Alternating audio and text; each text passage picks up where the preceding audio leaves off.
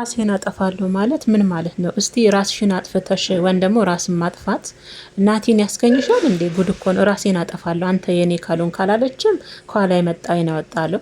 በዚህ አጋጣሚ ማለት ነው ቤተሰቦች ያው ናቲን እንደተረዳሁት ከሆነ ያለፈ ህይወት ታሪኩ ነው። በነገራችን ላይ ለሄሉም ያልነገራት ይመስለኛል። ሲናገርም እንደሰማው ያው ፍቅራችንን ደስታችንን ያደፈርስብናል ብዬ ስላሰብኩ ነው።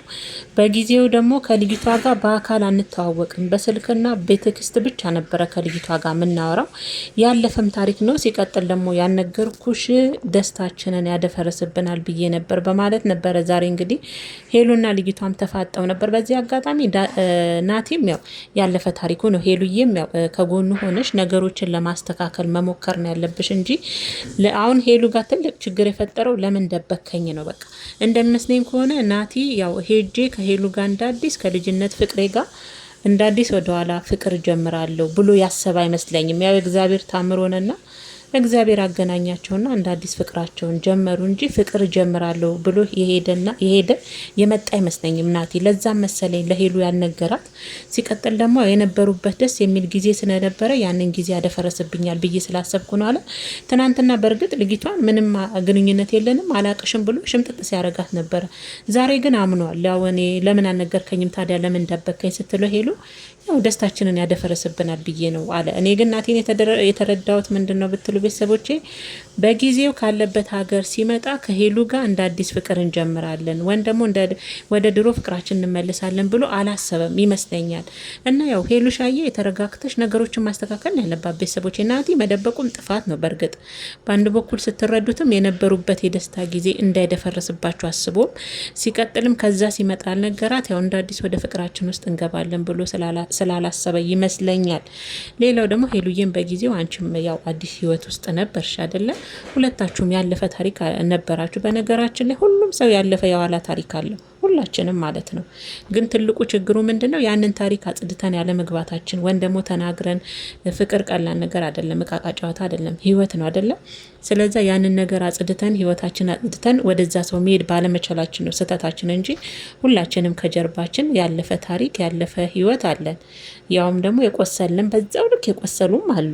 ግን ችግሩ ያንን ታሪክ አጽድቶ ዘጋግቶ አጥርቶ ለዛ ሰው ደግሞ እውነቱን ነግሮ ይሄ ቢሆን ይሄ ነው እኔም ካንቺ ጋር ፍቅር ጀምራለሁ ብዬ አላሰብኩም ነበረ፣ እንደዚህ ጀምሬያለሁ፣ እንደዚህ ህይወት ነበረኝ ምናምን ብሎ ለዛ ህይወት ለሚጀምሩት ሰው በግልጽ አለመናገር ያ ትልቁ ስህተት ነው። ለዛም ሰው ደግሞ ህመም ነው። ያ ነው እንጂ ያው ሄሉዬም በጊዜው የራሷ ህይወት ነበራት። ናቲም በነበረባቸው ክፍተት መሀል ነው ከዚህ ልጅ ጋር የተዋወቀው።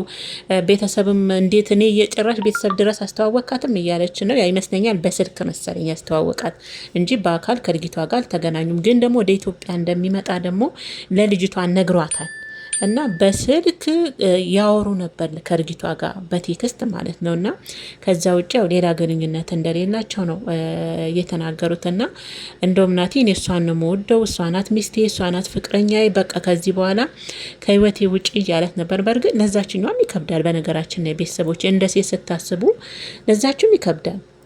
ከቤተሰብ ጋር አስተዋውቅሻለሁ ብላችሁ በስልክም ቢሆን ቃል ገብቶላት አንድ ደቂቃ እኮ ለሴት ልጅ ትርጉም አለው አይደል? ቤተሰቦች ዋጋ አላት አንድ ደቂቃ እዛች ከለዛች ልጅ ቃል ገብቶላት ሲሆን ያ እግዚአብሔር ነገር ደግሞ ከመጀመሪያ ጓደኛው ጋር አገናኘው። በእርግጥ ያችም ታሳዝናለች። ደግሞ ምናለች መጨረሻ ላይ ራሴን ነው ማጠፋው ናቲ አንተ የኔ ካልሆንክ ራሴን ነው ማጠፋው አለች። ራስን ማጥፋት መብት አይሆንም።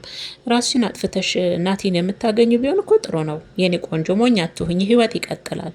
ናቲ ሲጀመር ሄሉ ሻዬ አንቺ እንደምትዩ ከህይወታችን ውጪ አንቺ ነሽ ህይወታችን ውስጥ ገብተሽ እየበጠበጥሽን ያለሽ እንደምትዩ።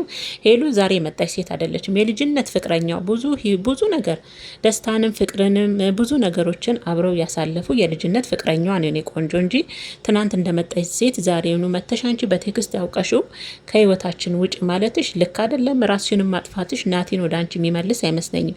ደግሞ በግልጽ እየነገረች ነው። በእርግጥ ናቲም ጥፋተኛ ነው። እችኛዋንም ልጅ ዝቅ ብሎ ይቅርታ መጠየቅ አለበት። ቤተሰቦች ለምንድን ነው የሴት ልጅ አንድ ቀን አንድ ሰኮንድ ዋጋ አላት ለሴት ልጅ በህይወቷ ላይ ማለት ነው። ቀልድ አይደለም።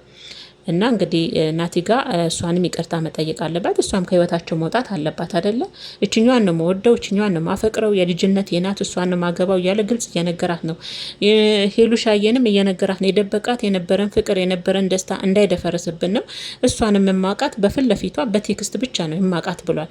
እንደምመጣም ነግሬያታለሁ። ግን ደግሞ ሳስበው ሄሉን ስልዶችዬ ናቲን ስረዳው በቃ ከሄሉ ጋር ህይወት ጀምራለሁ ወደ ድሮ ፍቅር ይመልሳለሁ ብሎ ስላላሰበ መሰለኝ ከዛችኛዋ ጋር ህይወት የጀመረውና ያው እንዳልኳችሁ ሁላችንም ከጀርባችን ያለፈ ህይወት ታሪክ አለን። ይሆናል ብለን ደግሞ ከሆነ ሰው ጋር የሆነ ክፍተት ካለ ምን ጀምረው ህይወት አለና እነዛን አለመጽደት ነው ስታቱ እንጂ ናቲ ጋር ሄሉሻዬም የራሷ ያሳለፈችው ህይወት አለ አይደለ? ቤተሰቦች እና ሄሉን እኔ እንደ እህት መክራት ከናቲ ጎን ቆማ አንቺን ነው የምወድሽ አንቺን ነው የምፈልግሽ ካለ ከሱ ጎን ቆማ ነገሮችን ማስተካከል ያችንም እንደ ሴት ተረርታ ያችንም ተረርተዋት እነሱ መግፋት ማንት ማለት ሳይሆን እሷንም እንደ ሴት ተረርቶ ከህይወታቸው ውስጥ በሰላም እንድትወጣና ፍቅራቸውን ማስቀጠል እንዳለባቸው ነው የሚሰማኝ። በተረፈ ሄሉና ናቲ የልጅነት ፍቅር ስለሆነ እንዲህ በቀላሉ አይለያዩም። ከዚህ የበለጠም ፈተና ሊመጣ ይችላል። ሄሉሻዬ ግን መሆን ያለበት ከናቲ ጎን መቆም ነው ያለብሽ። እኔም አሳልፍ ያለው ህይወት ያንን ህይወት ትቻለሁ። እሱም ከኔ ጋር ክፍተት በነበረ ሰዓት ይሄ ነገር ተፈጥሯል፣ ይሄን ነገር እንዴት ነው ማስተካከል ያለብን ብለሽ ተረጋግተሽ ከናቲ ጎን ሆነሽ ነገር ማስተካከል ነው። ማልቀስ መጨው ሄሉሻዬ